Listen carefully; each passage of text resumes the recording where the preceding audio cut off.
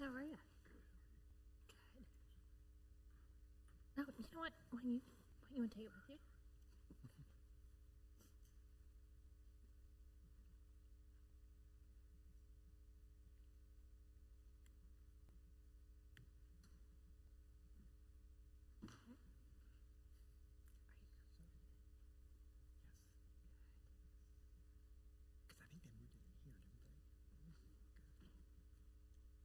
I mean, I don't know if people are going to show up. I think they will, because it seems like this is like the last work session,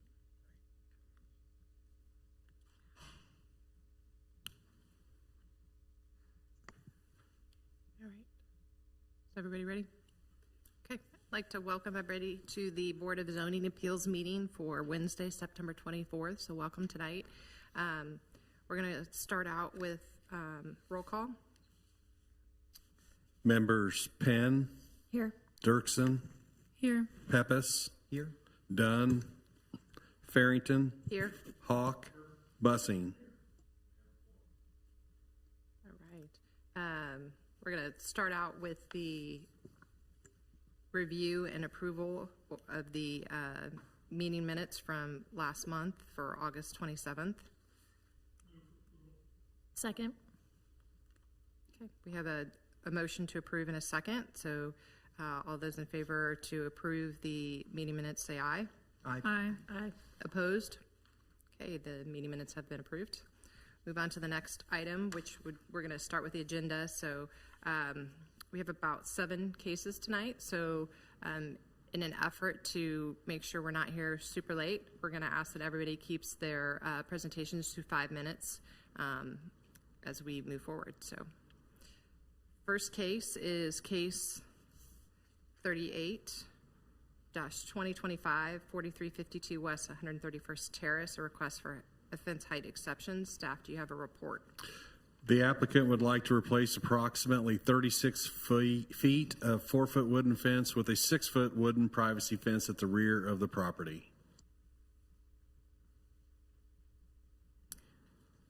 Is the applicant here? Please come up to the podium and state your name, full name and address. Good evening, Pat Foley, 4352 West 131st Terrace, Leawood, Kansas 66209. You go ahead and state my case.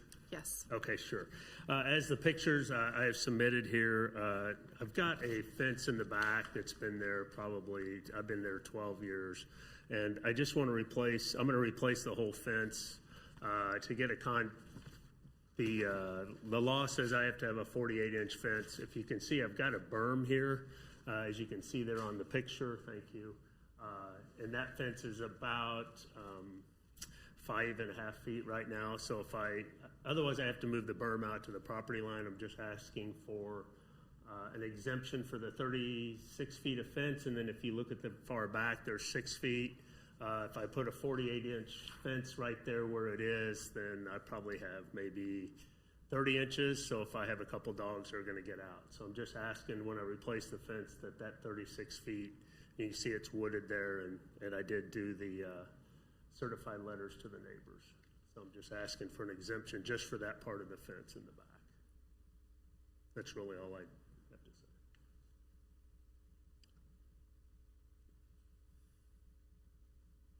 Does anybody have any questions?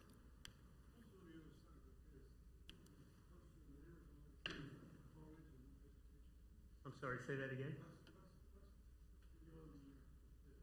Behind the fence, it's really a wooded area. The neighborhood behind, sir, is pretty much a looping street. So Laird, his backyard has a creek behind it, and then he has this area here behind it. So when you look at the Google view, that's really not usable backyard for him. And he was center certified letters.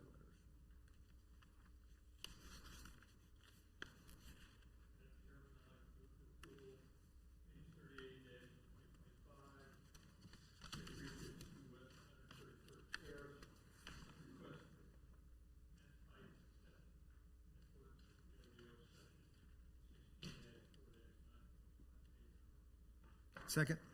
Okay, we have a motion to approve in a second. Before we vote on that, I want to, you can go ahead and have a seat. Okay, Is there anybody here that wants to speak or have questions about it? Okay, well then we'll go ahead and move for the approval. That's okay. All those in favor of approval say aye. Aye. Opposed? Okay, that's a 6-0 approval. Your case has been approved and you will be notified in writing by the city. Thank you. Yes. Next case is case 442025-12614 Ensley Ln, a request for a variance to a regular lot rear yard setback. Staff, do you have a report?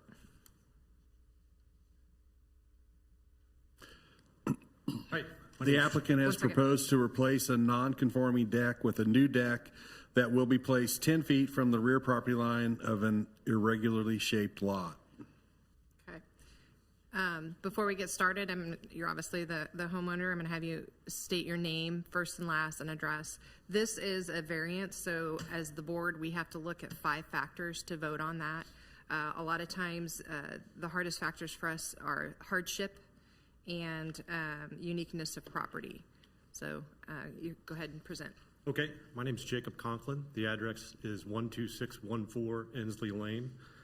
You can see in the aerial photo, I've got one from Ames here, that it's a uniquely shaped lot with on a corner to where the house is set deep into the lot towards the back.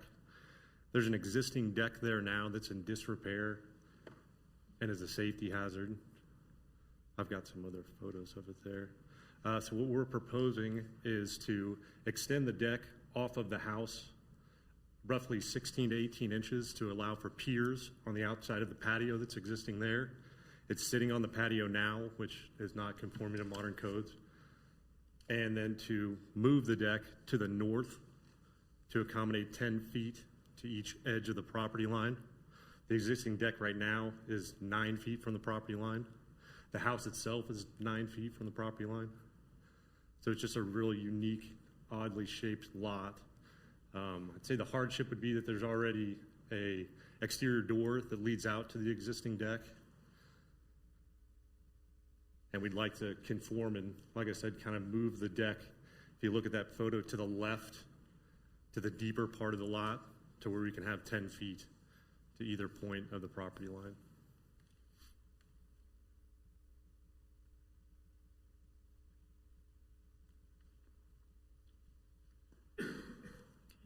Does anybody have questions? So I actually have a question. So basically what you're saying is that you're replacing the new deck. It's going to take up the exact same footprint as what's already there. Not the exact same footprint because we are going to move it a little bit to the north. And what I've proposed is to also add on 7 feet to the width of the deck.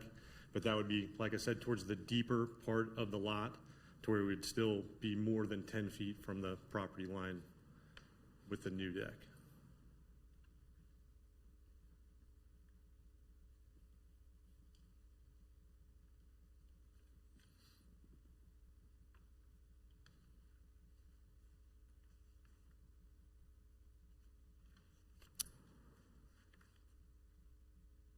So can you kind of tell us where the existing deck is, like which way you've shifted it on that plan? Yes. Okay. So if you look, make sure I'm doing the same thing here. The existing deck would started roughly here, where my finger's at, to shorten this distance to the property line, to where if we move it to the north with this new direction, we gain more towards this corner here, to where even with the stairs will be 10 feet or more in this direction and 10 feet in this direction, because there's an existing patio underneath here that the legs of the deck currently sit on, that we need to go outside of that to put piers in for modern codes and build the deck correctly.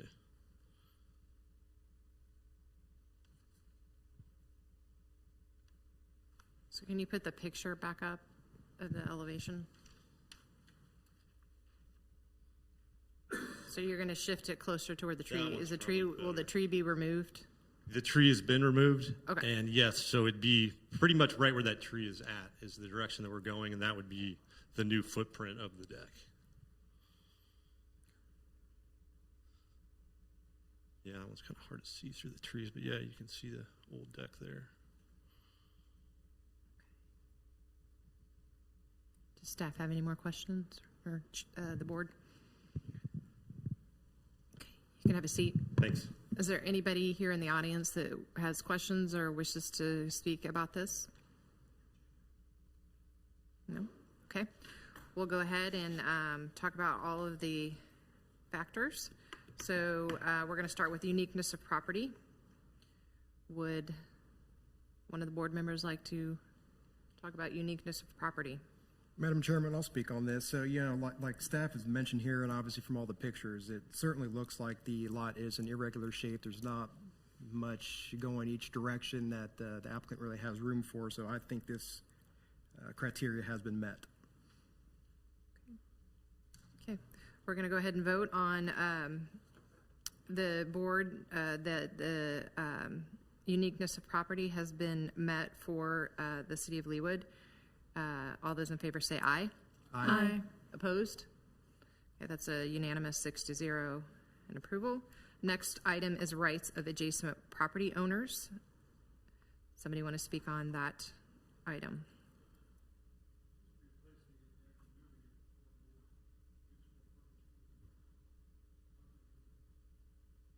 Okay. Any other comments?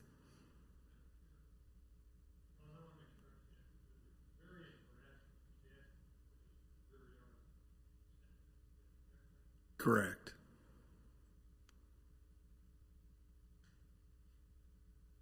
Okay. Then all those in favor that the rights of adjacent property owners has been met for the city of Leawood, say aye. Aye. Opposed? So 6-0 approval. Next would be hardship. Anybody want to speak on hardship? I can do that. Looking at what the homeowner had presented, the hardship would be probably on the homeowner. They have to replace this deck. Replacing it in the existing spot with the footings and the existing patio would actually probably be more of a hardship than shifting it. We're going to take more space in the yard where there's actually more space, and instead of a 9-foot encroachment to the yard setback, it's now a 10, so it's actually an improvement to the existing. So I would say that the hardship has been met. Any other comments? Say we'll go ahead and vote on whether hardship that moving forward with this variance would meet the hardship constitute of the city of Leawood. All those in favor say aye. Aye. Opposed? That's a 6-0 in approval. The next week, public safety and general welfare. Somebody like to speak on that? Sure. I will. According to the public safety and general welfare, the variance will not adversely affect the public health, and effects appear to be minimal. Okay. We'll go ahead and vote on that. We're voting in the affirmative that public safety and general welfare has met for the city of Leawood. All those in favor say aye. Aye. Opposed? Be 6-0 in approval. Next would be spirit and intent. Somebody like to speak on that? I can speak on that. The spirit and intent does seem to be met here. It seems like the space between structures is still safe and reasonable, even given the proposed slightly new footprint. So I do think that's been met. We'll go ahead and vote on that spirit and intent has met for the Leawood Development Ordinance. All those in favor say aye. Aye. Opposed? That would be 6-0 in the affirmative. All 5 factors have met an approval and affirmative. Do we have a motion?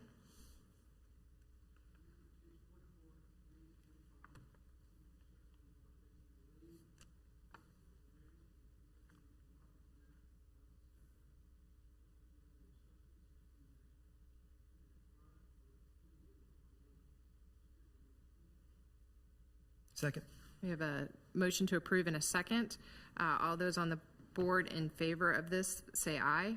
Aye. Opposed? That's unanimous 6-0. Case 44025 has been approved. You'll be notified in writing by the city. Thank you. Next case is case 45-25 2111 West 120th Terrace, a request for a fence height exception. Staff, do you have a report? The applicant has installed a 6-foot fence along the perimeter of the property without a permit. and is now requesting a fence height exception in order to obtain the required permit and keep the fence as installed. If the applicant's here, please step and state your name, first and last name, and address. Stuart Morash, 2111 West 120th Terrace, Leawood, Kansas 66209. Jillian Morash, 2111 West 100. Sorry, I've got anxiety. Same address. I can get it. You're good, but you're good. Okay. It's my wife, Jill. Yeah, essentially what started out as a few repairs on our fence quickly evolved to a fence replacement. And the reason we wanted to replace the fence was to essentially keep our dogs in our yard and the neighbor's dog in their yard. The neighbor had replaced their fence maybe 10, 15 years ago, and the style that they had done it was kind of a stepping style, where it was, under 4 foot in some spots.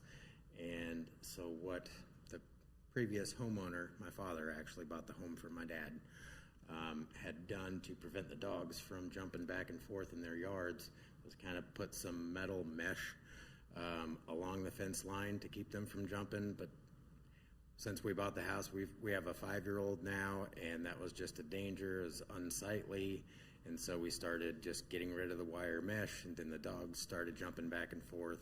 And we also have a little swing set playground that we put in back there. And really the height request for the exception is so that the neighbor's dog doesn't jump into our yard and possibly cause any harm to our child. Okay. I know we kind of did this backwards. We should have stopped when we got to a certain point with the repairs and pulled the permit and gone through the right steps. And I do apologize and accept any fees or consequences for that.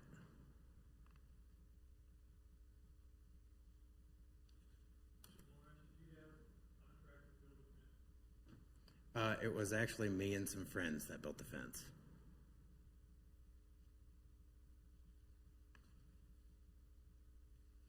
And so you had stated you had started to repair different areas. So did you have it in different phases, or? Yes. So it started with the west side of the house, from the house to a concrete retaining wall. There had already been, I think it was like a 5-foot fence when we purchased the home there, and the gate was falling apart, so I rebuilt the gate. And then there was another section with essentially bordering our neighbor to the east that, like I said, had all that wire mesh and everything to keep the dogs from jumping back and forth, that I started doing some repairs on, and before I knew it, we were going full steam ahead with the full fence. I have a quick question for staff, just for more of my educational purposes. So if they were like replacing just like a 6-foot gate or were doing repairs over time, would they still have to pull permits even for smaller sections of this fence, or is it only if it's a larger project? No. If they're making, it would have to be kind of spot repairs. They might be able to do a section of fence. But any more than that, we would direct them to get a permit. It's not exempt work really by our ordinance. But if it was truly a repair, we would allow it. Okay. So that almost kind of seems, if they're doing repairs over time, they more than likely wouldn't have known that they would need to get a permit if they're doing small sections here and there. Possibly. Yeah, possibly. Okay. Again, we would lean towards a permit is required. It'd have to be a pretty small section to be exempt. Sure. But yeah, you could do a small section and we would consider it a repair. Thank you. And looking at the existing, like if you started in sections, some of the fence was 4 feet, some was 5 feet in different areas. And then you had metal mesh that would create a barrier up to 6 feet. So it was kind of A variation all around? It was a very much variation all around of all styles of different fences. It was, some of it was 6-foot privacy fence along the back side, which would be the south side of our lot. There was a 6-foot fence, I think around 30 to 40 foot long, but also along that, there was a chain link fence going the entire length of the property. Another 3 to 4 foot fence on the west side, and then the other style of fence on the east side. So it was very much a hodgepodge all the way around. That was kind of part of this plan, was just to get everything uniform and neat looking, nice looking. So the fence that you installed, is that around the whole perimeter, and did you not touch your neighbors? Like you said that one of your neighbors had an existing fence that was stair-stepped. Is that still existing on the other side of it? It's not existing now. Per agreement with her, we would replace that, remove that, and replace it, which we have, and she's totally on board with it, very happy with it. So did you do that with many of your neighbors or just that one neighbor? With all of our neighbors. Okay, so you had conversations with them during this process and, okay. Yes, ma'am.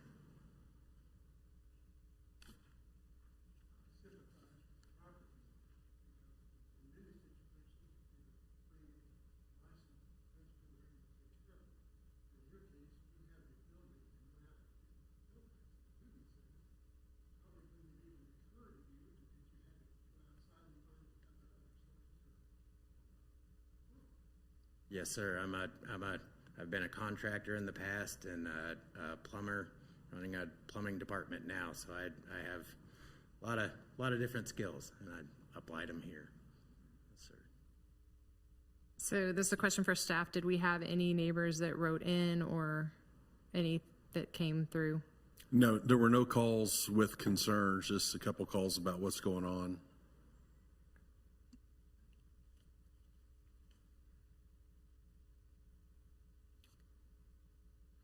Does the board have any other questions? You can go ahead and have a seat. Thank you. So is there any other discussion that we have on the board before, or does somebody have a motion? Madam Chairman, I move to approve case 45-2025, 2111 West 120th Terrace, request for a fence height exception in accordance with the LDO section 16-4-9.5, apparent A, apparent in an R1 district. Okay, we have a motion to approve in a second. For the board, all those in favor of approval for case 45-2025, say aye. Aye. Opposed? It's an approval of 6-0 unanimously. Before you leave, I just want to let you all know, just moving forward, just be aware of the LDO and the height requirements and different things with fencing before you start work. A lot of times when we have cases that come in, it doesn't always work in the homeowner's favor because we uphold our Leawood ordinance. So just keep that in mind moving forward. You will be notified in writing by the city of the approval. Thank you. Okay, the next case is case 46-2025, 3100 West 95th. Is this a continued case or do we have a report for tonight? It's continued from last. Case 46 will need to be continued. The letters weren't mailed certified in time. Okay, so that one is continued to the next month. So the next case that is up is case 47-2025, 8708 Meadow Ln, request for a variance to the maximum allowed grade change in accordance with the LDO. Staff, do you have a report? The applicant has proposed 2 retaining walls associated with the tear down rebuild that will require a maximum grade change of 3.9 feet. The max grade change allowed by ordinance is 1 foot on a tear down rebuild. Therefore, a variance of 2 foot 9 inches, 2.9 feet is needed for the requested action. And as a kind of side note, the tear down rebuild itself came before the board for a grade change variance and was approved. But now this is 2 different areas that weren't associated with that variance.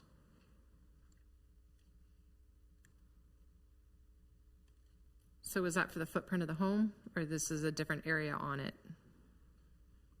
It was for like the side yard and the front retaining wall area already came in for a grade change application with the tear down rebuild. this new basically variance involves kind of the outdoor living project with the pool in the back and the rest of the grade change in association with the outdoor living that's proposed. So not the actual structure, it's the outdoor living space.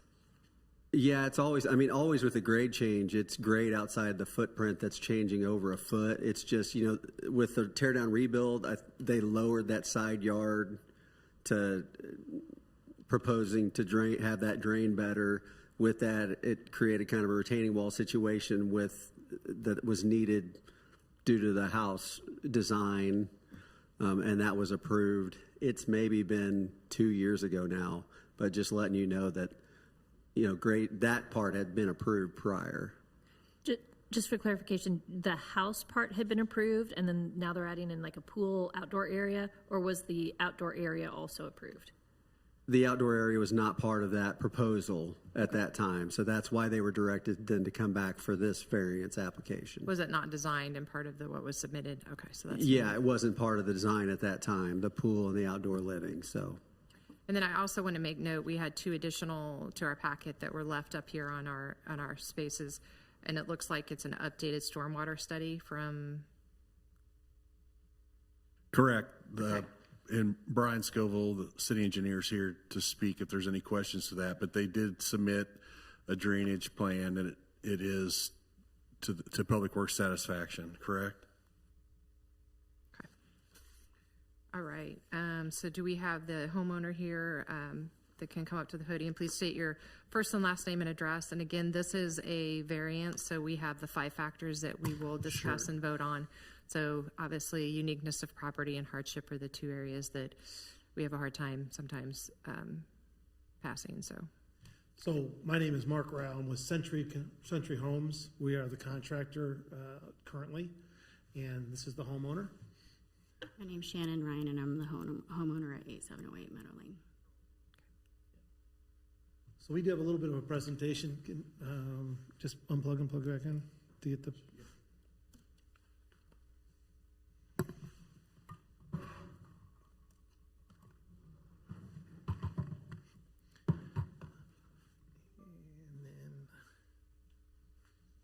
We get it. Yep, there we go. All right. First off, we appreciate your time. It's a little complicated. It's just not just about an outdoor area. Really, what started all of this is this property's it's already had its 3rd anniversary, and it's still not complete. So we were brought in here in the last couple months to try to get this property completed for Shannon and her husband. So we've done a number of things, and the homeowners spent an awful lot of money trying to make sure that the neighbors down the street, where this property sits, as you come along the cul-de-sac, it's right at the crest of the hill, and it drops straight down into the bottom to a cul-de-sac where all the houses below it get all the water. So really, it's become a water issue to try to do this retaining wall to try to level out the ground, and then the water study was done because the clay in this area is holding so much water that the water table is 1 foot from the top, from just underground. So we have a variety of things that we're doing in this property. We need to level off the ground, put the retaining wall in the backyard to just get the water situation taken care of, and we're draining it all off, which is going in front of the city council here at the first part of the month. So we wanted to give you a chance to see really quick. You go right ahead. I'd like to clarify about the previous variance that we got. It was with a previous home builder, and we got that variance because it was a slope that was unsafe and it was not maintainable, and that's why it was approved. And I have an email from my neighbor that it directly affected, who he talked about how it improved their drainage to that point. But then after the build started, we hit a spring. And that spring, with the original plan, was supposed to daylight onto the neighbor's yard, pretty much. We were forced to daylight to the back corner where the water table actually comes up to 0. And the sump pumps go constantly, so we're trying to divert that away from that corner. But part of this is to reduce the runoff. So if we can level out the back by raising that up at the towards the back of the property with the retaining wall, then that's actually going to slow the water down so that it doesn't hit them so hard. Because as I was there during the build, I was observing it, and I couldn't get the old builder to acknowledge it, and so I had to terminate him, and that's why I hired him, is so that we could take care of this drainage problem. And that is the point of it, whether the pool is approved or not. Okay, so just want to give you a sense here of where we're at with the property. So we're going to give you a little quick slideshow here. So this is the property from the front.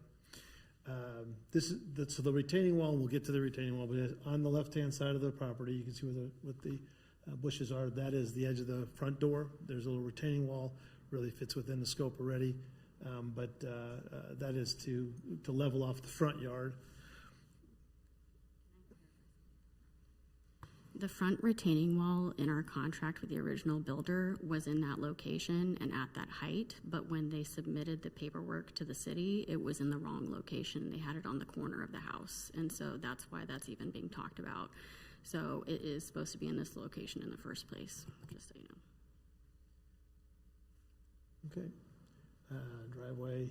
So this is the backyard. So what we're doing here is, by using the retaining wall, which you can see, we'll show you a better picture of here.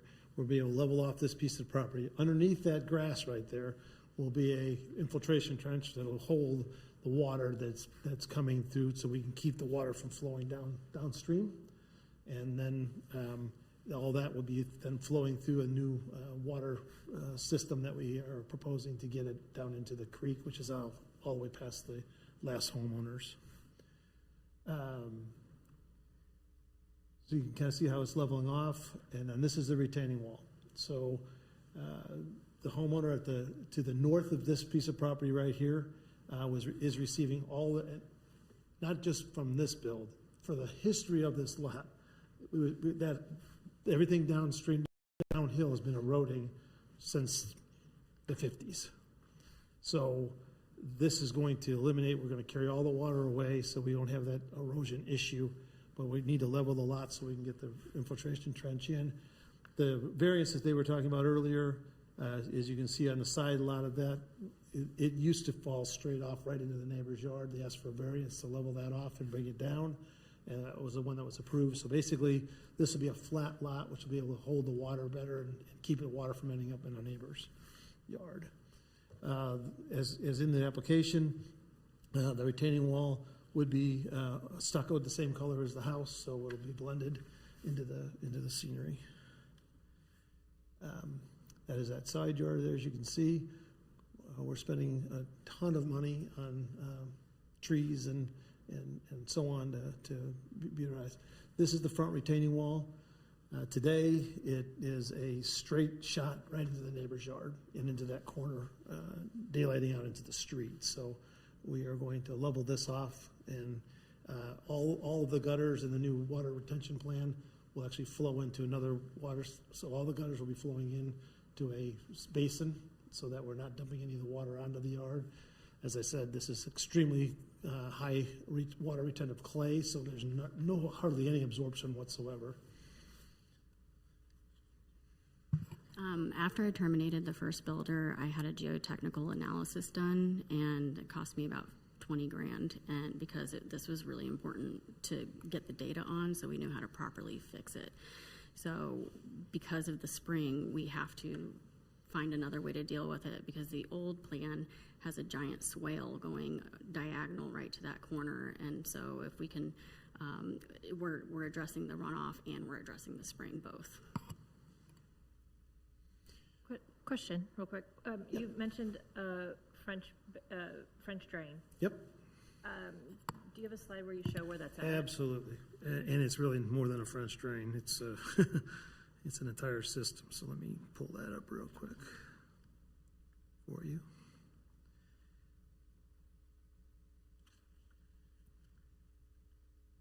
That's not it. When you point out that drain location, can you also point out the area of variance that the corner with, like, which retaining wall, like in plan view, so that we know?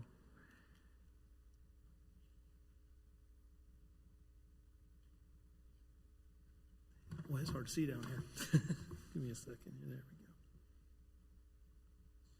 Okay. All right. Why didn't that go?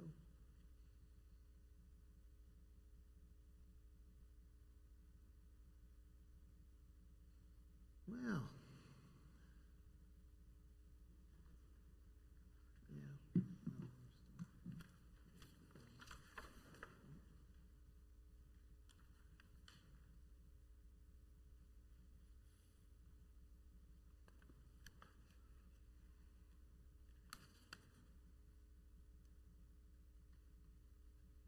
All right, so this is our engineers here. We've spent a bunch of time and a bunch of money to re-engineer this. So you can see how the layout of the flow is. And you want to go ahead and show the layout of the piping? If you come to the podium, you have to state your name and address as well. Yeah, my name is Brett Haugland. I'm with Continental Consulting Engineers, 9000 State Line Road in Leawood. So I did not do the original drainage study. I was asked to come in later to help solve their problem with drainage because of all the downstream problems with neighbors that they've had. So this is a grading plan. You can see the contours, which way everything drains. Everything's really draining to the north, northeast, northwest. But we have to capture quite a bit of water, and we're redirecting all this water from the roof, even from that deck area, into detention facilities underground. And going in front of City Council on the 6th, I believe, is a right-of-way agreement to take this stormwater in the right-of-way to an inlet at the north end of this cul-de-sac. So we're reducing the amount of water that's going to come off this site to what used to come off this site back when the original house was there and before it was just, before it was taken down. It was about 1,000 square foot of rooftop that drained to the northwest.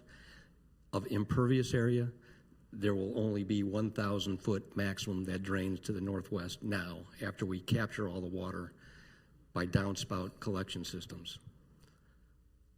And I probably could show, is there another, did you bring? Okay. I mean, you could, is that, I can explain this system for you. Can you turn this on? Yeah, I know in the packet you have L2, which has the actual drainage plan here, which shows the sections, and then I'm sure these lines, they're shown on L2. So do you have that you could put up on the overhead? Because we have that packet in our packet. I think Val just has to switch to the overhead, maybe. Pardon me? Where do you switch to the overhead to? That is not, that's like a landscape plan, or that does not show the drainage.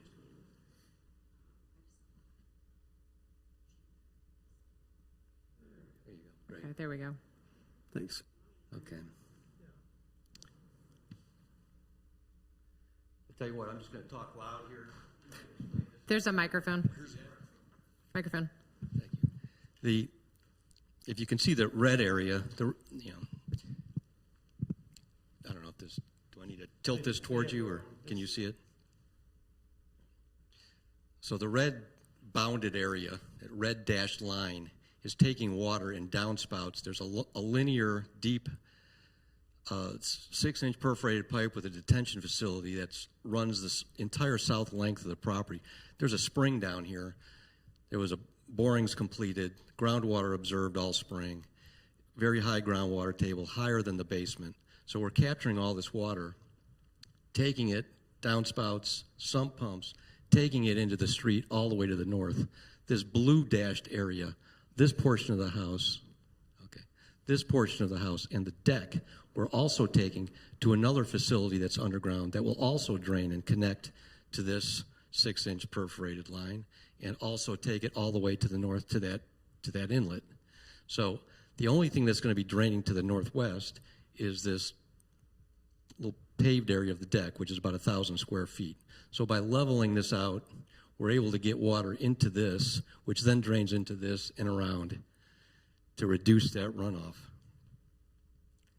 So if I could ask a question, so with the proposed retaining walls in the design that you had previously that showed with the red lines that we had on the computer. Yeah. So is essentially what you're saying is that only works if we're able to do the grade difference and you're able to build those walls, or are you still able to do that regardless? It's harder to get this water to drain this way with this all sloping down. You drop this elevation and it starts to slope more to the north. You start getting a steeper slope, and then everything gets lower, and it's harder to get that water around. And the relationship, and the relationship to the house, it's already stepping down 2 steps to get to this deck. So that relationship is. So can you point out where the 2.9 variance is needed on the plan? It's not all the way around the home. What portion is it? Can I show you the old plan so you can see the difference of what we're asking Sure. for?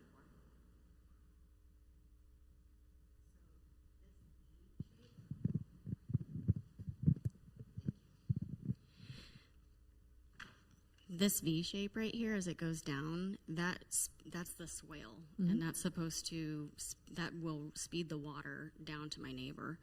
And then originally there's an infiltration trench right here where the groundwater already comes up to 0 feet in June every year. And so what we're wanting to do, and there was already a small retaining wall approved, but it barely did anything. And then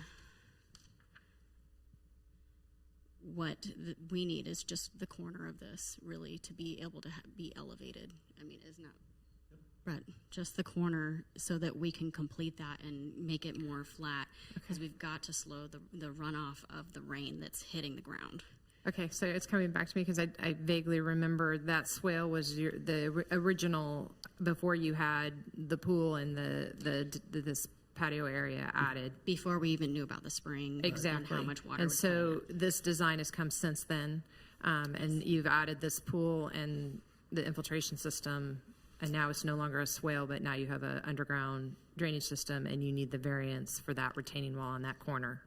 Yes, and we need that regardless of the pool. So if the pool doesn't get approved, like for the permit, I still need this in order to protect my neighbor. He has taken a beating during this construction process, and I begged my old builder over and over again to discuss it with him because it was causing such a problem. I took lots of videos and photos because it really was very upsetting to watch.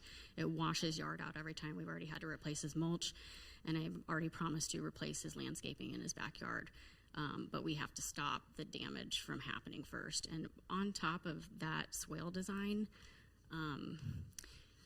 is that it forced us to have the infiltration trench there. The gutters were most of the gutters were going to run to that back corner as well with the old design. And all 3 sump pumps hit back there as well. And they never stop running. They just go all the time because of the spring.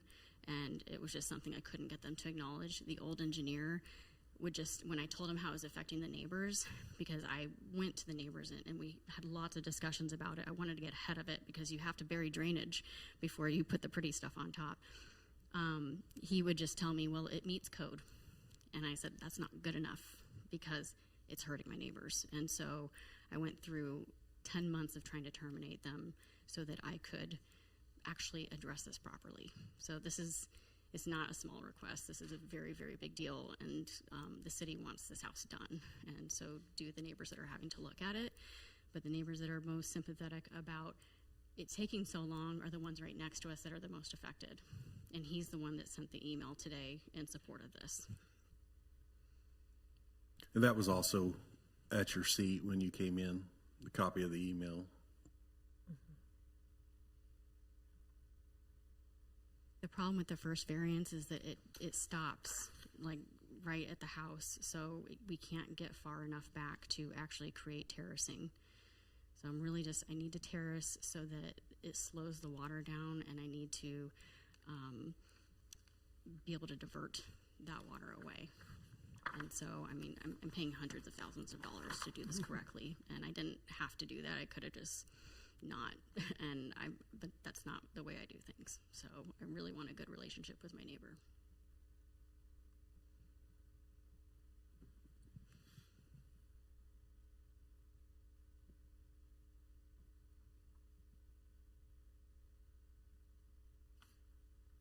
Does anybody else have questions? Okay. Do you have any other comments? We could go on and on. It's been a hard process, trust me. But no, we have nothing else, unless you guys have questions for us. Yeah, I think if you could touch on the uniqueness of property and hardship in relation to the variance before we have our discussion, that would probably be helpful. Part of what makes it unique is that it is such a severe slope, and that was shown by the first variance that we needed. It was almost straight down into their house, and that when we changed that, allowed them to do a remodel and not completely get dumped on all the time. But now that the remodel is done, their backyard is just constantly in a mud situation, especially because the sump pumps just keep flowing on. I had the neighbor behind them, who's also getting some of this coming off that corner. He started digging a trench himself and then dumping the dirt in my backyard, and then I would fortify the silt fences with myself with a shovel to try to get the silt fences to hold back more water. I mean, So what we have here is the pictures. This is the backyard as of yesterday. We all know we got good rain yesterday. This is the backyard. It flows straight down into the neighbor's yard.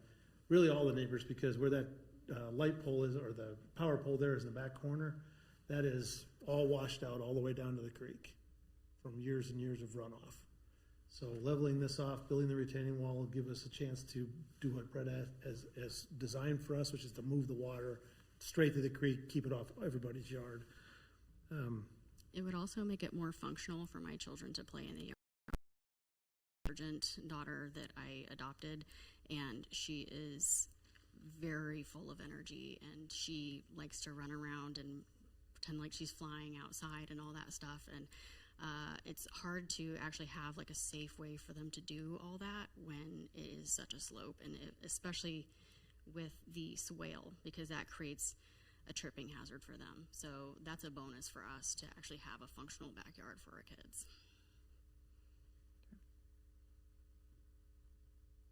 All right, thank you.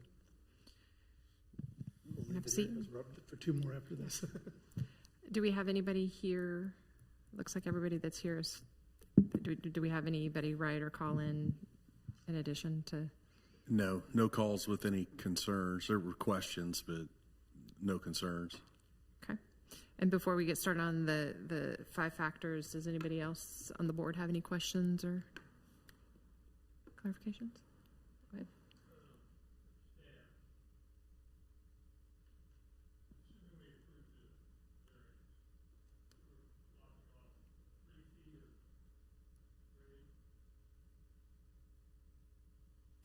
Yeah, it will raise 3.9 total. I believe that's more at the front area. The pool area is 3.2 at the or 3.4 at the most, and subtract the 1 foot they get, so only a little over about 2.5 feet.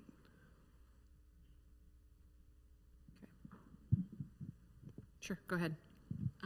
Regarding the front retaining wall, I don't know if you've got a picture of it, but just below that retaining wall in the front is a window in the basement. And so that is part of the original design to have and it's even etched into the house of the foundation where that retaining wall is supposed to go. It's just that my original builder was sloppy and didn't do that correctly. So This is a picture of where the retaining wall would be. This is the front stoop of the house. That is a straight downhill today, and you can see just from yesterday's water how much water it carries down there without putting a retaining wall and then pipe that water away. So. Okay. All right, thank you. You can have a seat. Okay, we're going to talk about the 5 factors before we vote on a motion. So first is uniqueness of property. Would somebody like to speak on that? Yes, I believe she's met, or that this property meets the uniqueness of the property. The variance has met the request because of the slope and the water table presided that are very unique in that part of town and lead to problems both for the property owner as well as their neighbors. So I believe it's met this criteria. Okay, any other comments? So we will vote, all those in favor that uniqueness of property has been met for the Leawood City LDO, state aye. Aye. Opposed? That's a 6-0 in affirmative approval. Next is rights of adjacent property owners. Somebody like to speak on that? I can speak on this one. I think the rights of adjacent property owners are met, evidenced partially by the letter from the neighbor who's affected the most. In fact, it seems like the rights of adjacent property owners are actively supported by this plan. And I see here that any plan submitted for permit is going to be required to meet all of the standards that Leawood holds pertaining to stormwater runoff. So I do think this factor is met. All right. All those that feel that rights of adjacent property owners have been met for the Leawood ordinances, please say aye.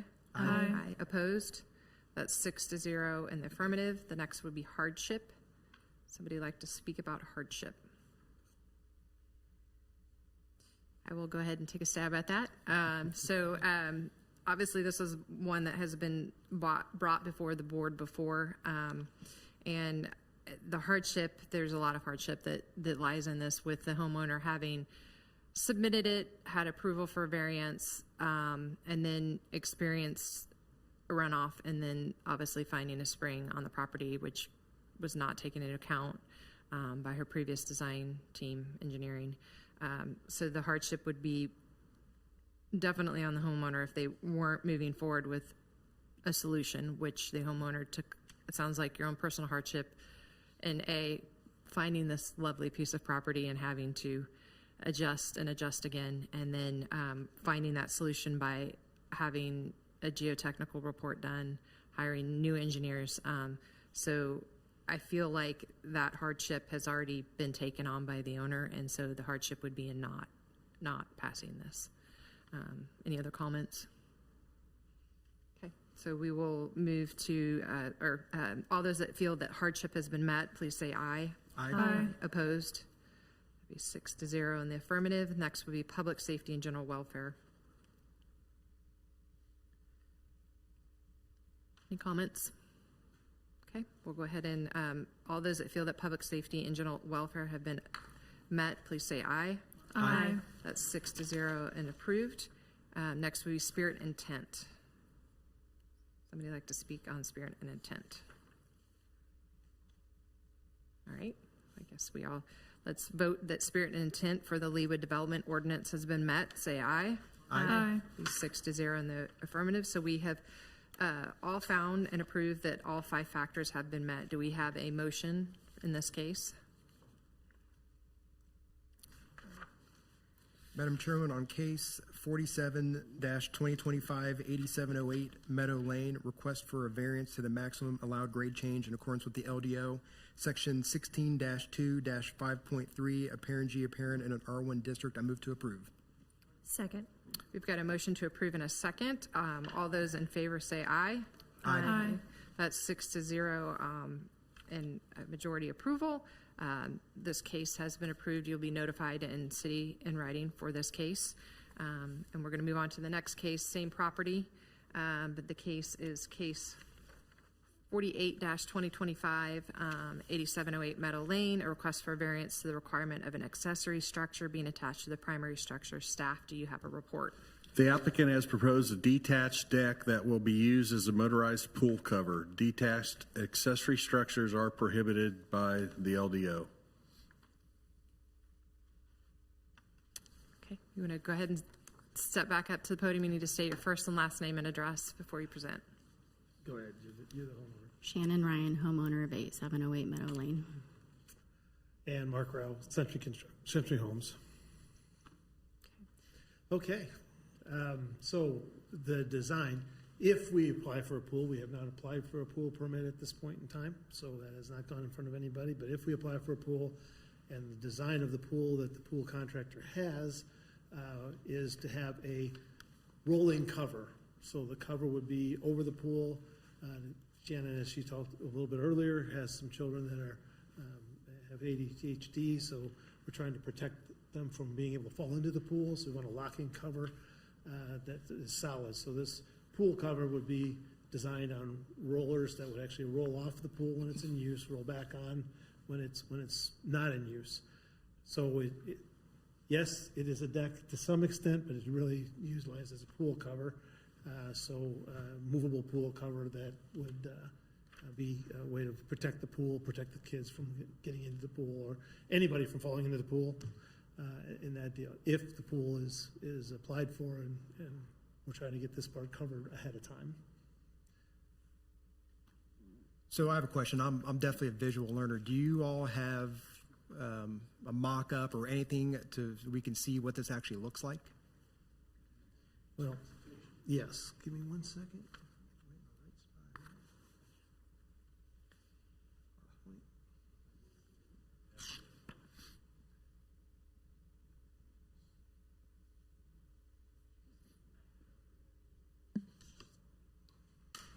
Okay.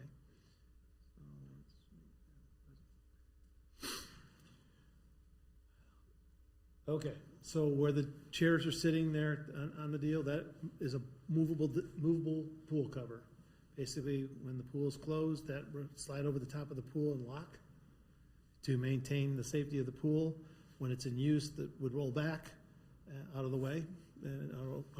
So it becomes a sitting area, but it's also the cover of the pool. I'm sorry, what? It's all built in under the pool. It's built integrated into the pool deck, the parts underneath the deck there. Yes.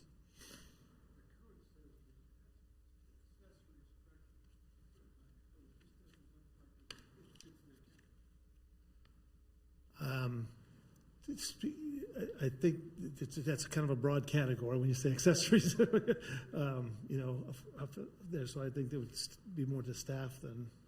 Yeah, so in our ordinance, only attached decks are an approved accessory use. So anytime detached decks have been proposed over the years and have always been denied by staff, usually then you'll see some redesign either to a patio or, something that is an approved accessory use. But again, in the list of accessory uses, attached deck is the only approved deck, so detached have always been denied. I have a question. Because I appreciate the pool cover, and is the whole cover, let's say we took the chairs off, and the chairs were off, that whole structure moves over. Correct. So the fact that you can put chairs on top of it is what kind of makes it unique, and you can then move it over. So if you were to take the chairs off and the table off, would this qualify as a detached structure or a pool cover? It would still be a deck. We would still call it a deck. Even if you remove the seating. I have a question because this is obviously a 3D rendering, and it shows like how thick is the decking, and does it sit on?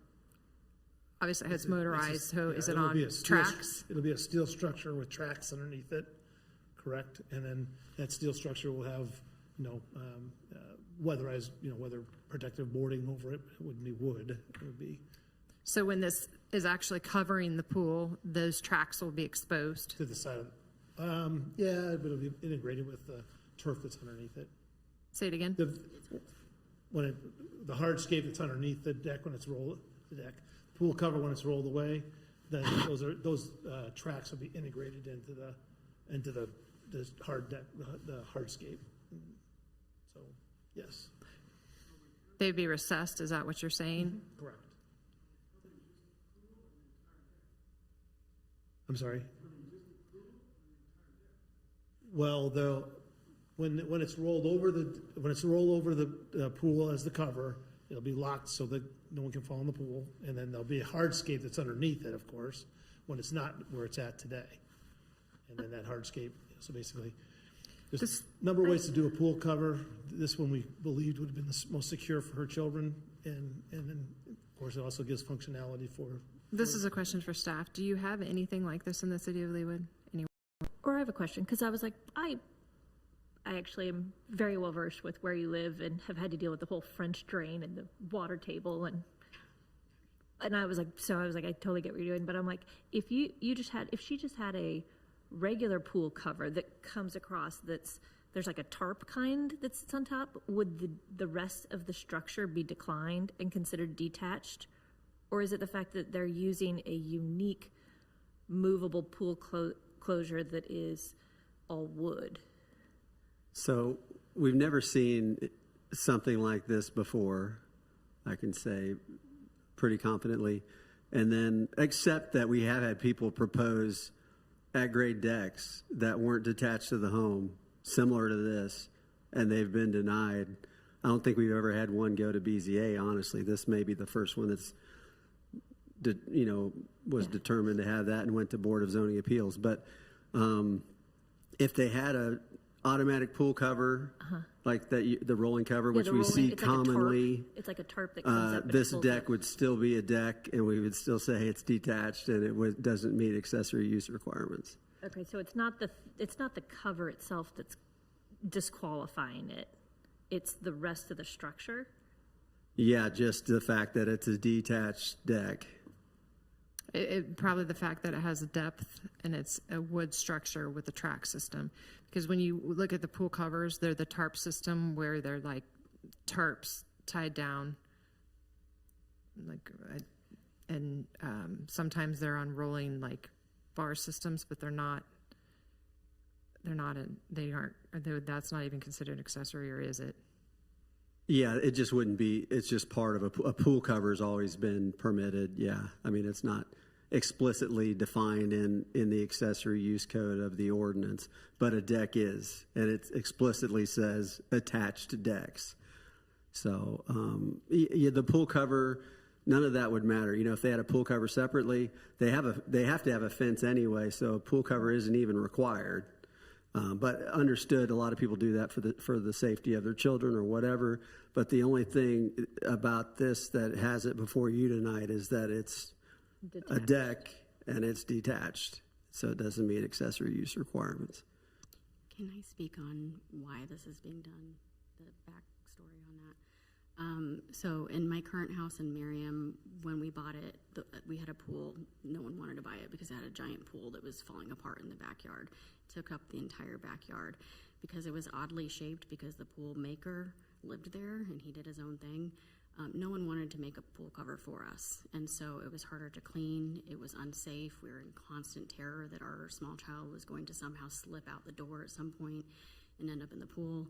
You can never feel comfortable with not having a cover. Then you've got people who hop fences, get into pools at night and things like that. So for me, and also the functionality of not being able to use that part of your yard. So the solution was, I actually saw that in France they do this really often, is that they use a hard top where it can roll on and off, and then you can lock it in place so it's extremely secure. I can actually put like a padlock on it so that it cannot be moved by anyone who doesn't have the code, not even like a stranger getting into my backyard. So there's multiple, it's the safety, and it also creates functionality because it is a pretty small yard when you're actually there. And I never intended it to be made with wood. Actually, it's supposed to be made with composite because I feel like that has a lot more longevity, like, composite looking wood. And so that would, cause less deterioration issues because that would be a concern if it was wood being on top of a pool. So the idea is to be able to use that space, but if the children are running around in the backyard and they come off of that and it's a soft top, then I cannot feel safe with it, this tarp systems. It just, to me, this is much more of a secure system, safety-wise. And that was kind of, the entire point of it was to make it more functional and to be safer. But it's not commonly done here. I actually was looking into it on a French website and had to use translators because you don't see it very much. This one's a little bit different, and something I'm kind of struggling with is it's built up on a retaining wall area. The pool deck itself, it looks like this is a a deck structure that functions as a pool cover on top of a patio, which is a little bit different than just a deck structure not attached to the property. The foundation stops at the foundation part of the house, and then you have the extension of the retaining wall out.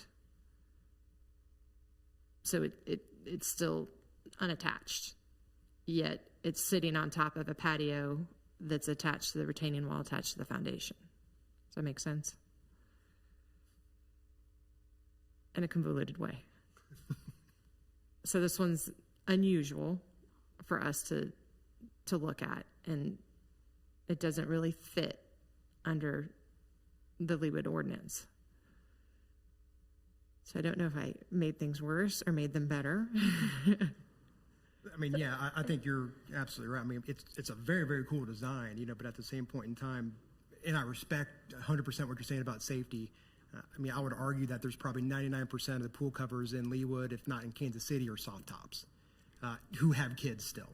So, you know, this is a great design. I think it's super cool. I mean, I'd love to see this more often. I think there's a lot of other different ways to go about this to cover the pool.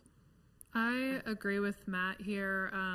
Right, I wish one of the factors we got to vote on was coolness factor, but that's just not one of the factors. And I know I'm getting a little ahead of ourselves here, but I think the LDO's pretty clear that attached accessory structures are prohibited. And, you know, kind of outside of that, I think that there are a variety of pool covers which, you know, can support like a 300-pound man I've seen walk across these. So, right, I'm ahead of where we are right now, but that's just how I'm feeling at the moment. I think I'd like a little more topic. It's like a little more conversation, because I'm like, being a pool owner with a soft top and small children, I was like, I like this design better, honestly, for safety. I've seen the 300-pound, and I was like, there's still a level of concern. Like, as much as we try to keep it flat, when you get the waters, and you get the waters over by 87th and Mission and 87th and Lee, there is a lot of water that comes in. So I think, again, I kind of go back to staff on this to say, this is a unique cover that's actually a really safety-oriented design, better than the soft top ones that I have. I was like, if that were put aside, it is a structure that is a patio that is attached to the house. Is there another element? Are we voting on the cover itself, or are we voting on the fact that this whole patio concept doesn't have some sort of pergola or thing that's attached? Like, what would attach it? Because it already looks attached to me. So, like, what would change the attachment from detached? It would have to be attached to the primary structure of the home. The hard cover? The deck. The deck itself would have to be attached. Overall, from a I mean, I would probably, not that this couldn't be executed and be safe, absolutely. But, you know, all the pool covers we see are listed and labeled for that use and are tested for that. I mean, I'm sure if this was used properly, it could be that too. Mm-hmm. But what we see otherwise is, like I said, listed and labeled and tested for that use and used worldwide. But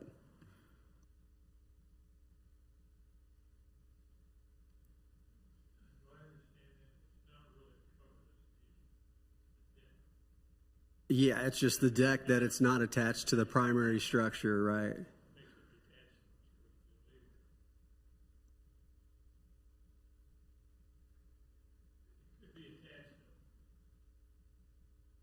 It could be, probably it could be. I mean, it may be challenging then to have that be the pool cover as well. Yeah, because if you were just attaching it there, I don't know what's on the other side of that. If that's a well, if that's a walkout well there or anything, I can't really tell on the other side of that flower bed. But well, if we attached it though, it wouldn't move. Moving it might be an issue to attach it and then have it be movable and use it the way they want to use it. We We don't really need the deck, we need the cover. If there was any way for me to have a hard cover on this pool, whatever that means, whatever we want to call it, that's what I would want, because that, I feel like that's so much more secure than something that's bouncy and flimsy and can actually like hold water with weight on it. I mean, if a child's running across there and then that's a soft cover, then they're tripping at that point, because it's like being in a bouncy house. And so and it's not just my children, it's all the children that come over, and some of them are very small. And so it just makes it much more safe, but it also makes it less of a hazard with movement, if that makes any sense, because it's not just about getting into the pool. I don't like how the tarp ones are in such flux. I don't feel like they are taught enough. But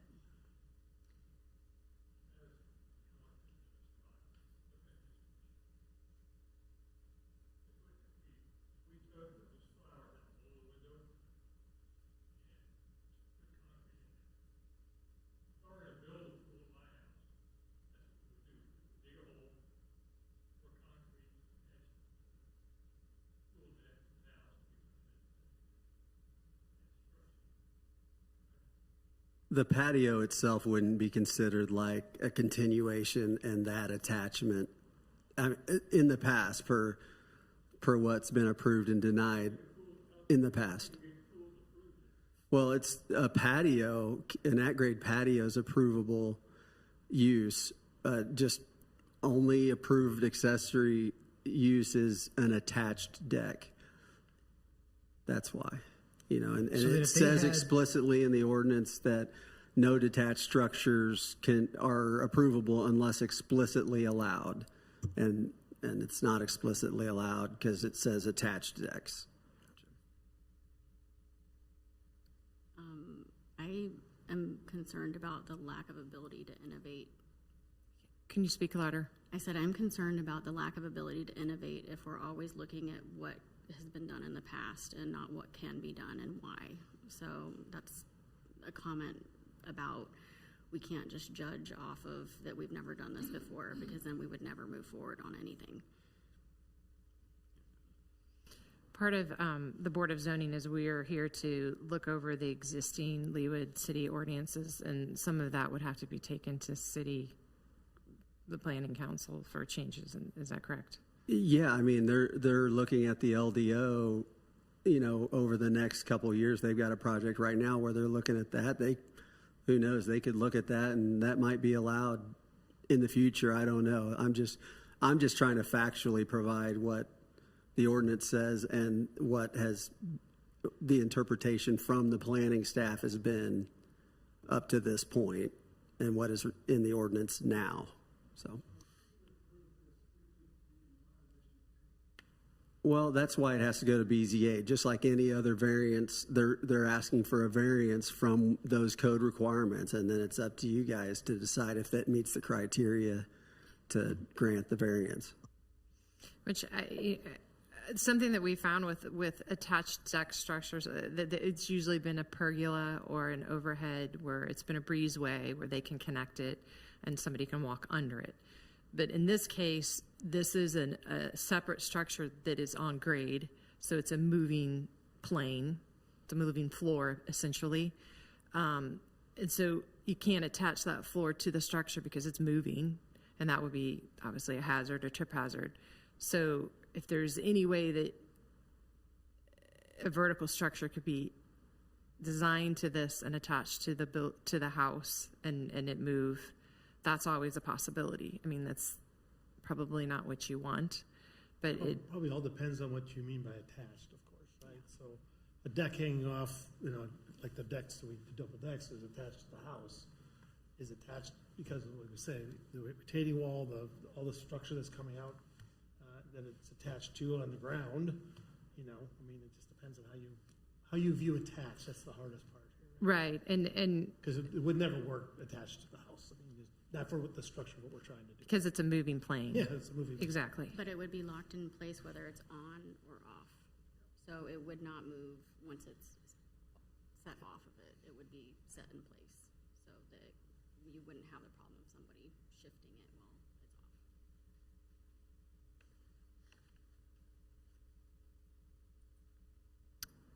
Does the board have any other questions?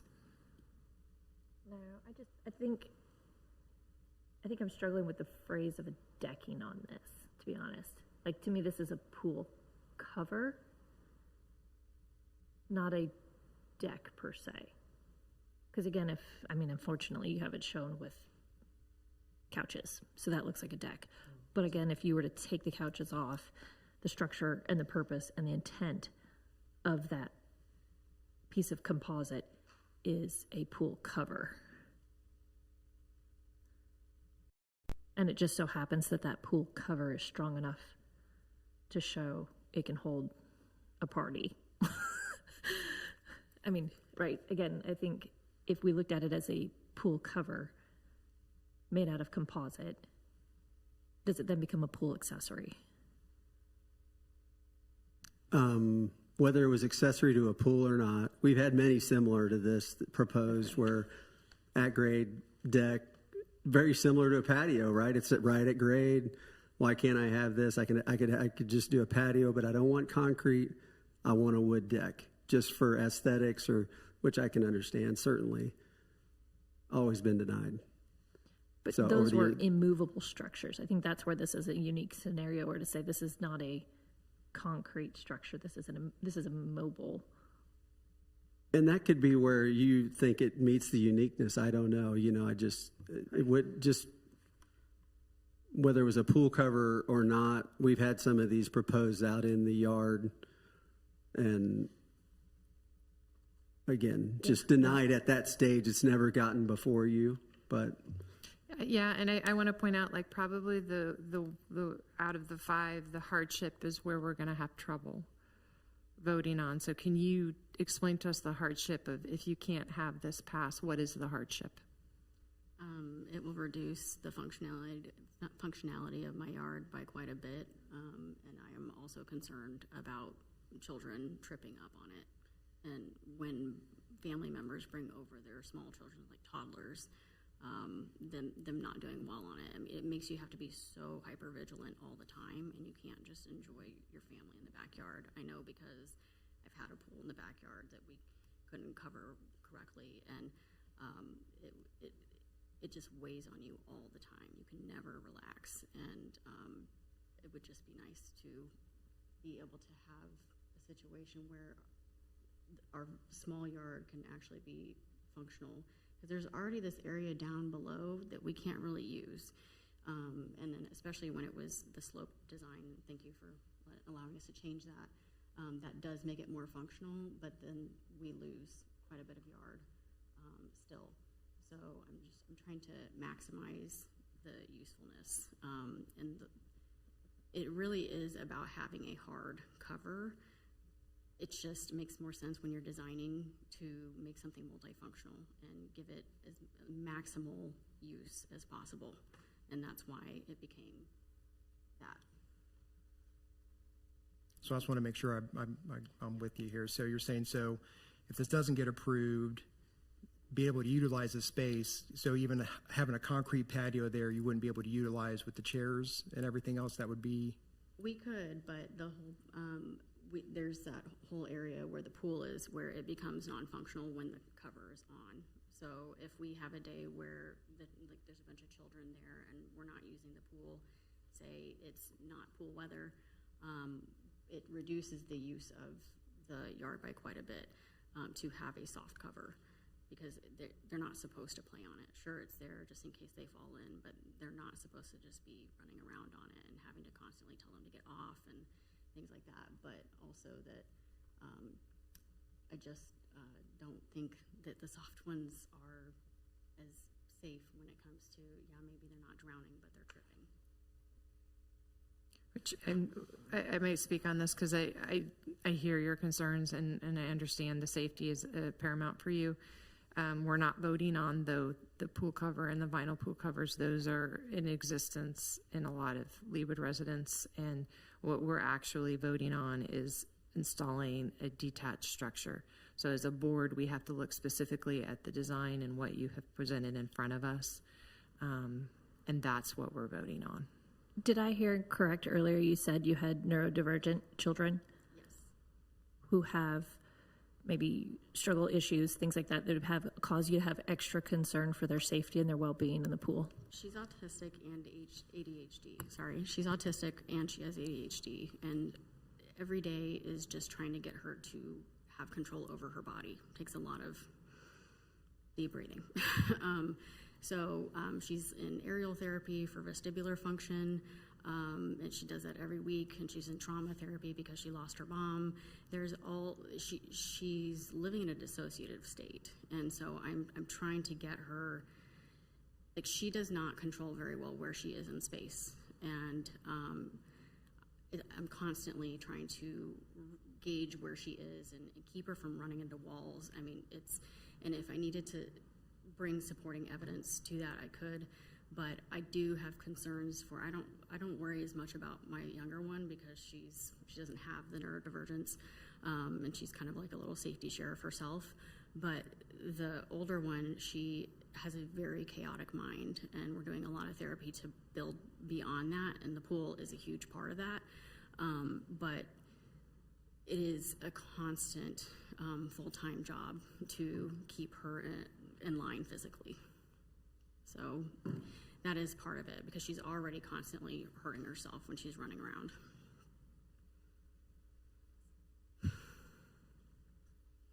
All right. Do you have any other comments about hardship or uniqueness? I think uniqueness, we've covered our hardship. Okay, you can have a seat. Does the board have any other comments or questions before we start to talk about the different properties?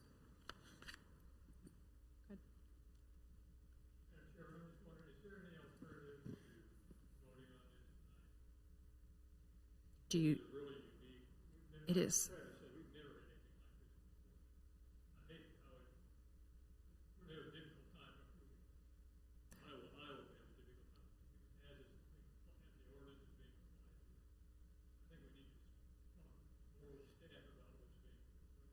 What would you suggest as like a reason? I mean, obviously you're suggesting a continuance for them.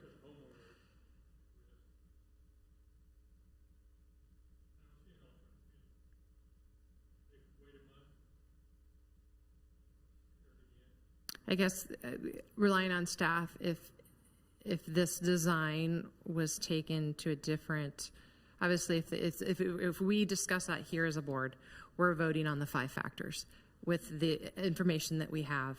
And I would tell you, we all agree it's a very unique, incredible design. We have to look at the ordinance, and we do have concerns from board members that he's been honest to state that it could not be approved tonight. And in that case, I guess are there other alternatives for them to go back and look at ways to have the ordinance looked at? I think part of it is what I'm struggling with is you have a plan view and a 3D. There's no section. I don't see the motorized. I don't see the track system. To me, I see some red flags as to when that moves back over the actual pool itself. Is it recessed in the ground? And if it is, how is it? Because that could be a trip hazard for kids as well. The other thing I look at is where the pool is actually positioned with the railings.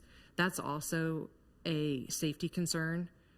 The pool is actually located in an area against the railings that could be, so like as we discuss these factors, we could bring up those things which would not be in your favor.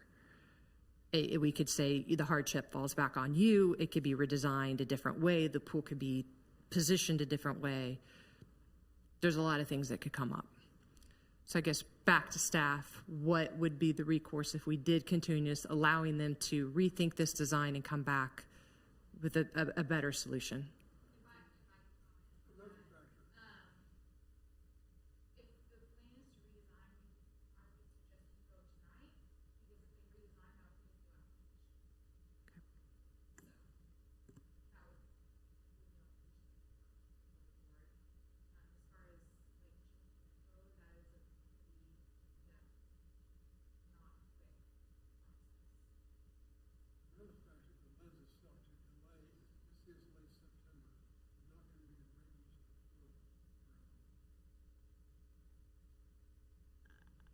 Well, we're trying to get the drainage in first, and that's why it's so important that we get through these processes before it starts getting too cold, but this is for many seasons of use in the future.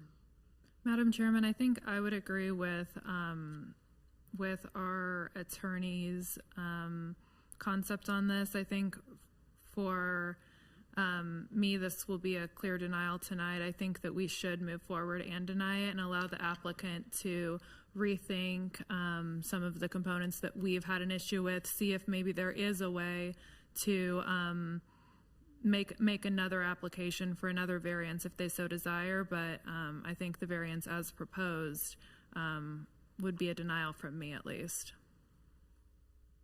Okay. Staff, do you have any other comments before we get started? No, it would be a long process. I mean, they're looking at all aspects of the LDO, but again, it's not that they don't look at they couldn't look at a specific aspect like this and consider detached decks for, that they couldn't consider that, but that might be like 6 months to a year before that they got that in line before Planning Commission and governing body, if they were even inclined to do that, if it had support basically from City Council to even do that. So that's typically how that process would work. Okay.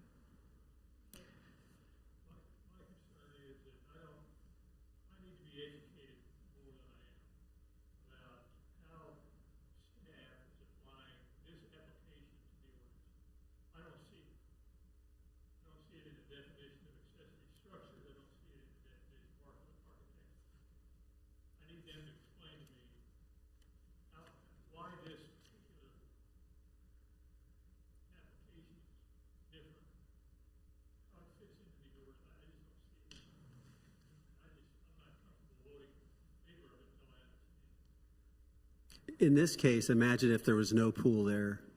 Just there's no pool, and this is just going to be a sliding deck out in the yard. That's kind of what's being proposed because it gives them the opportunity to use that space that's over the pool that would otherwise be unusable during that time. So, if someone was proposing just a sliding deck, ignore the pool part of it. It just doesn't meet, it's not an attached deck to the primary structure. Even putting a pergola there, as was kind of being talked about, would not be the primary structure. That's a garden structure in between. Still wouldn't be considered part. I mean, those are the policies that have been established by Richard Coleman, the planning director, Mark Klein, and passed on to us. And we're just the enforcement body. So they make up the rules, we enforce them. And we're just being consistent in that respect. We have had many, not movable, forget the pool, but not a movable deck in the backyard, but we've had many people want to do decks just for aesthetics in the backyard, detached, and we've denied them. Right, and I think if you read the actual ordinance here that we have in our packet, it's all accessory structures shall be attached to the primary structure except for the following, and it lists out those things that are exceptions. Right, yeah, well, the exceptions, but what it doesn't,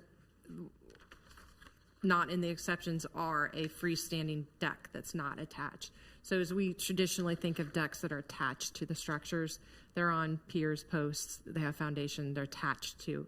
This would be even just a platform wood out in the middle of a yard floating,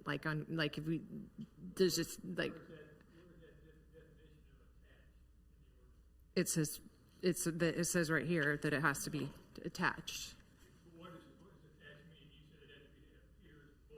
Says attached to the primary structure. And so I think what staff is saying from history standpoint, when people have come, they have come to the board before with wooden platforms that's like a deck that has been proposed out in yards, out in the yard structure, but it's not attached to the actual home itself.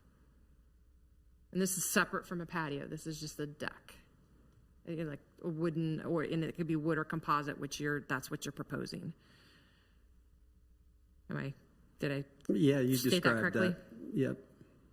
Okay. We would not have this without the So, if you all are prepared, we can go ahead and move forward to talk about the 5 factors and vote on it. We are voting specifically on what you have proposed tonight. You've obviously heard our express concerns, so if it does not go in your favor, you obviously can go back and redesign and provide more information and resubmit at a later date as well. So with that said, I'll go ahead and, unless you have any other questions. Is he applying for a variance, a new variance request? Is that what you're saying? Depends on what it is, I guess, that you were proposing. We would review and, I would ask, is there a way, an avenue to have a hardcover? Because that's the actual point of this. It just happens to appear as a deck. And be usable in that way, but I really would like a hardcover. Is that a problem? I would relay that over to staff because I'm not familiar with other people that have pools in the city of Leawood and what you've seen. I haven't seen that. I don't know what's out there for a pool cover that's been listed and tested, for those purposes. Maybe there are those things. Hardcover, I don't think I've ever seen that. So we would have to look, we'd have to review what was being proposed, I guess. In this case, it was a deck that's just sliding in the backyard. It is going to be utilized as a pool cover too. Honestly, overall, as a code official, just speaking outside of, I would have more trust in something that's been listed and tested and for that purpose. I would even have concerns, not that those couldn't be overcome if you guys did approve it, but something we would have safety design concerns as far as with just the bonding components of the wood deck.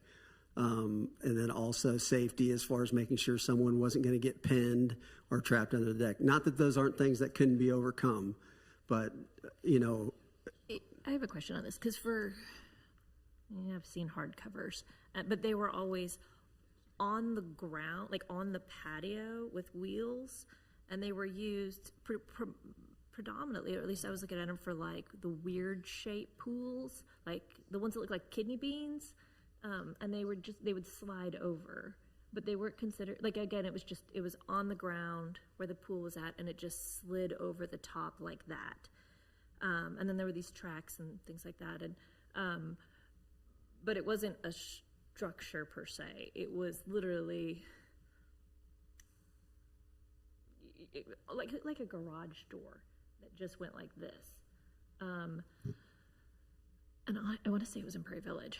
But that's where, again, I'm without seeing it on this one, how it constitutes as a deck. Like, are there pier structures below it that go from it, that go down? Or is this truly just one flat item that's running over another flat item with wheels and everything else exposed? And that would be, with my counterpart, kind of the concern I have around, maybe with more information, I could see and analyze and say this doesn't necessarily fall into the definition of a deck in my mind, or more as a flat structure that's moving and wheeling back and forth and not actually something people would step on or use. It just happens to be solid enough and carry enough weight. So I have a question. So let's say the design is there's some structure that rolls across, that rolls up into a ball somewhere, right? And it goes across, and you can still sit chairs on it or whatever. There's no such thing I know of, but let's assume it was. Would that not qualify? Would that become a movable deck and be considered a deck in the backyard? I think we'd still call it a deck. I mean, I'd have to see what you're proposing. Part of it is that it's dual purpose, that they can use that space and sit there, and Yeah. we would call, if it looks like a deck, we would call it a deck. So I don't know. Yeah. This is actually a built structure. So let's, I think we could propose all night different solutions. That's for a different time. We're going to stick to this variance that was put in front of us. So we're going to go ahead and move forward on talking about these 5 factors. And so the first one is uniqueness of property. Would somebody like to speak on that? Madam Chairwoman, I'll speak on that. I don't think this factor has been met. This seems like a pretty typical property. Neighboring properties seem to be of similar size and shape. And it doesn't seem that anything about the concept of, the pool or the surrounding yard would in any way require this cover. So I do not think this factor has been met. And that's specific to this variance. That's specific to this variance. Yep, the detached deck that is proposed is not justified by any uniqueness in property for what the property is. It's simply a normal backyard with a pool, so I do not think it's been met. Okay. So any other comments?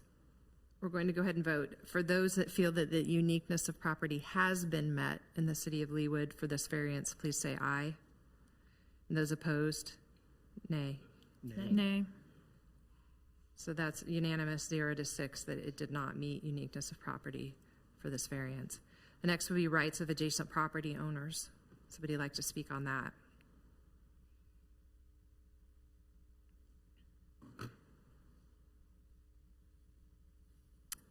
No comments. So we will go ahead. We feel that, please vote in the affirmative if you feel that rights of adjacent property owners have been met for the Leawood City Ordinance. Say aye. Aye. Opposed? So that's 6 Nay. that's Sorry. 5-1. 5 affirmative and 1 opposed for rights of adjacent property owners. Next would be hardship. Does somebody want to speak on hardship? I'll speak on hardship. I don't believe this factor has been met. As the comment states, there's multiple listed and tested automatic pool covers that can be installed that would not require BZA action. A lot of families in the area have concerns with small children and safety. And while I would encourage the applicant to look at some potential other options, that's not what we're here to discuss today. We're here to look at the 5 factors. So I do not think anything presented today has proven a hardship. Okay. Any other comments? Please vote in the affirmative if you feel like hardship has been met for the city of Leawood. Say aye. Aye. Those opposed? Nay. So that's 1 in the affirmative, 5 in the negative. Next would be public safety and general welfare. I would like to speak on this one. Although I think we find this to be a very creative design, I feel like the homeowner has expressed very strong desire to make a safe solution for her family and her children, and we acknowledge that. We have to look at the public and general safety of welfare as it pertains to the Leawood City Ordinance, and this is a movable structure not attached to, so this is very unique. It's not something that's come before us. I think looking at it, it doesn't specifically have all the information that we would need to go against what is set as what qualifies for an unattached structure. And some of that has to do with the safety, how the motorized works, what about the track system, looking at all those things. So what we're voting on today is specific to what's been presented to us. Obviously, the homeowner has the option to go look at other alternatives of things that maybe are out there on the market, or can creatively come up with their own to fall under this, or give us a better way to look at perhaps looking at the ordinance differently. I hope I said that, or that makes sense to y'all. Does anybody else have any comments about public safety and general welfare? No? I think the homeowner is definitely gone and talked about the public safety as someone who does have a pool cover and a soft pool cover and a retractable one. I can tell you in Old Leawood, there's a lot of trees that come down and they puncture the holes into that. And so the amount of water we get and the amount of runoff, those pool covers, while they're supposed to prevent drownable instances, I can tell you on our pool, it goes down at least 2 feet, which if you cover that across the entire length of the pool, it is quite a bit. And so it's not exactly the safest option. It's much safer than all the other pool covers we found, but I would say there's still, for folks with a concern, or for folks that have children who need extra attention, need extra learning,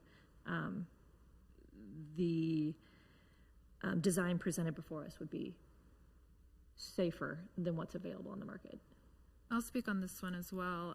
I think since this is a detached deck close to the property line associated with a pool could be an inconvenience to the adjoining property, and